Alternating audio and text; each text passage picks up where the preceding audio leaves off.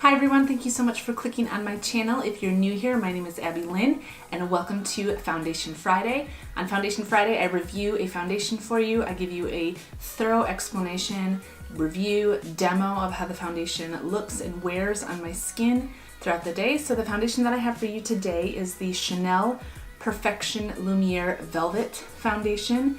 This is what the packaging looks like. I only have a sample of it that I'm going to be trying today, but the actual packaging is very sleek. It's very minimalistic. With this foundation, you get 1 ounce of product and it retails for $50. In my opinion, $50 is a lot of money for an ounce of liquid. On Nordstrom.com, the description of this foundation is that it's a lightweight, oil-free fluid foundation that provides you with a gorgeous, long-lasting matte velvet finish for complexion perfection. Its soft focus pigments smooth and perfect the skin for a flawless look that lasts all day. Formulated for those with normal to oily skin. Now just a little background on my skin. I am more normal right now. Typically I am combination skin, but right now I am pregnant and I think that my pregnancy hormones have just changed my skin a little bit, so I am definitely normal. And here on this website, it looks like there's only 9 shades, which is honestly ridiculous for a $50 foundation. If you're excited to see me review and demo the Chanel Perfection Lumiere Foundation, don't forget to give this video a thumbs up and subscribe to my channel. Let's go ahead and jump right in. Right now it is 10:07 as we're getting started with the foundation application. I've already prepped my skin. Today I used the Smashbox Photo Finish Primer Water to prime my skin, and I'll be applying the foundation with my Eco Tools Perfecting Sponge. So let's get started. The back of this says that it's a natural matte finish. So hopefully that means it doesn't feel super drying or thick. I'm like 100% sure this color is going to be too dark. There are 4 colors in the range that are lighter than this one, and I'm usually the lightest shade. This is kind of a mess, so I'm just gonna like apply it like this, I think. Way too dark.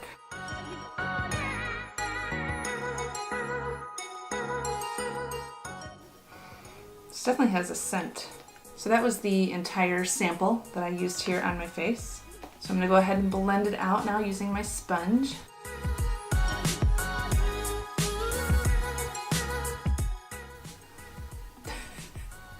This color is way too dark, but I'm not planning on leaving my house today. I'm just gonna be painting my bathroom. I'll try to blend it down my neck so it doesn't look so crazy on camera. It's a lighter coverage for sure. Well, hopefully this doesn't oxidize, because if it does, then I'm gonna be Oompa Loompa status for sure. But as far as the formula, it blended really easily, really quickly. It's like already dry, so aside from the color, the finish of this is beautiful. I can see what they mean when they say a soft focus matte. Like I feel like it looks like it's the perfect matte. Like it's not really dry, it's not sucking all the moisture out of my face, but it's not super, look at the difference between the color of my hands. It just makes the skin look beautiful. I've got a little bit of peeling going on with my face right now because I'm using like a pretty intense vitamin C serum at nighttime, and it's not emphasizing or clinging to any of that dryness at all. I feel like the appearance of my pores are minimized. It's not settling or creasing anywhere. It looks really nice on my nose. It's not getting weird there. It's not settling in my major fine lines between my brows. At the moment, I am loving the way this looks on my skin. It's 10:16, so we'll call the first check-in time 10:15 since that's when I finished the foundation. So I'm gonna go ahead and jump off camera, do the rest of my makeup. Hopefully a lighter color concealer is gonna help correct this color situation, and I will be right back. It is now 10:50. I couldn't be bothered with a lot of makeup today because I'm just hanging around the house, so don't ask me what took so long to do a no makeup look because I have no idea. So right after I applied my concealer and powder, I was like a little bit worried because it was starting to look pretty dry. But then everything kind of warmed up to my skin and I set my face with a setting spray. Everything has really smoothed out. It's looking really, really nice right now. It's just such a lightweight foundation. Like, it just has that like soft blurring effect, but it's super lightweight. I didn't powder my whole face. I just powdered the center of my face where I put concealer because everything did dry down completely and I had no problems blending highlighter, bronzer, blush over top of it. So really quickly, I'm just gonna show you guys what I put on the rest of my face. I used my MAC Pro Longwear concealer just right underneath my eyes and a little bit on the center of my face just to help brighten. And then I used my Maybelline Fit Me concealer more on like the outer perimeter of the center of my face because I hardly have like any of this concealer left. I keep thinking that it's run out and then I get like a tiny bit more. So I used this too to kind of extend the area of the concealer so I could brighten up the center of my face and correct this foundation color situation. And it did help a little bit, although I'm still looking pretty tan. And I set my concealer using my RCMA No Color Powder. I went heavy on the highlighter today because I figure if I'm gonna look tan, I might as well look really bronzy and glowy while I'm at it. Trick myself into thinking it's summer. So I used my Colourpop In-Nude-Endo highlighting palette. I just used the lightest shade, Glad You Came. And then I also used my Colourpop Super Shock Cheek in Flexitarian. For bronzer, I used my Physicians Formula Butter Bronzer, which I didn't think would really do anything considering this foundation is so dark for me, but it did give me like a subtle kind of contour, warmth, bronziness to the skin. For blush, I used the Tarte Amazonian Clay 12 Hour blush in the color Party. For brows, I used my Anastasia Brow Powder Duo in the color Taupe.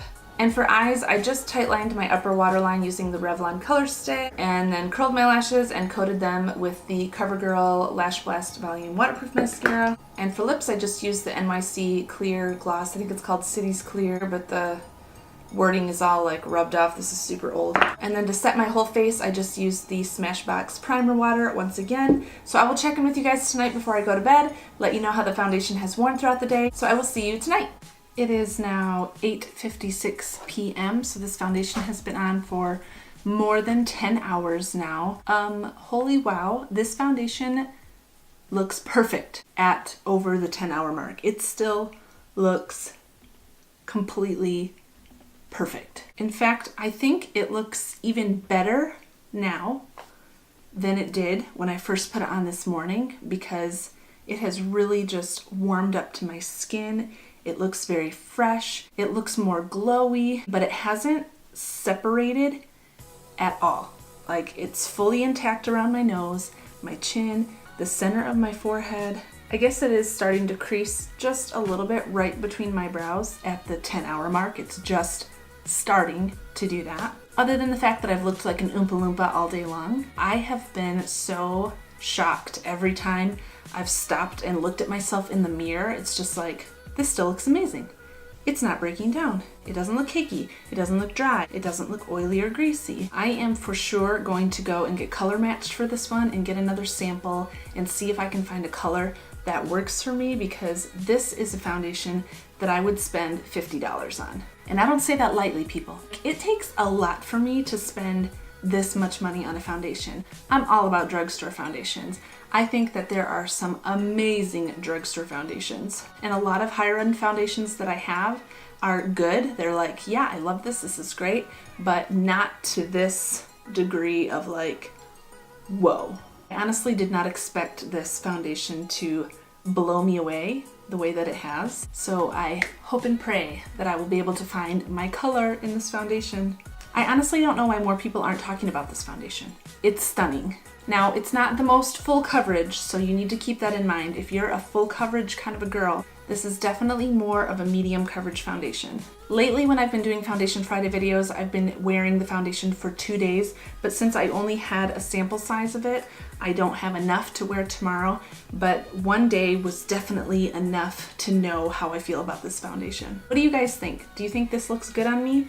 Would you spend $50 on a bougie Chanel foundation. Thank you so much for watching. If you enjoyed this video, don't forget to give it a thumbs up and subscribe to my channel. I upload on Tuesdays and Fridays, so if you want to get a notification every time I upload, don't forget to click the little bell down by the subscribe button. That way you'll get notified every single time I upload and you won't miss a thing. I love you all so much, and as always, I hope you have a fantastic day. Bye-bye.